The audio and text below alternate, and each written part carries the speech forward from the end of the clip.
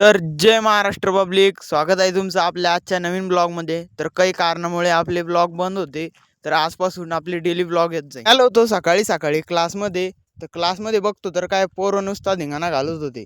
कारण आज आमच्या क्लासला लागणार होत्या दिवाळीच्या सुट्ट्या आणि काही लेक्चर नीट होत नव्हते. दिवाळीला अजून 3 दिवस बाकी होते आणि आपले कार्यकर्ते ईद आजपासूनच फटाके फोडायच्या मागे लागले होते. कार्यकर्ते इकडे फटाके फोडतच होते, तर आधी भाऊन इकडे भरती पॉइंटवर बंदूक चालू. वंडर वर्ल्ड में जिक्र यारा के नाम का कौन सा बदमाश जो मैंने न जानता हो खत्म हो जो गुंडा वजूद शहर. आधी भाऊच्या बंदुकीचा आवाज ऐकून श्लोक भाऊ इकडे घाबरून ट्रॅक्टरवर येऊन बसली.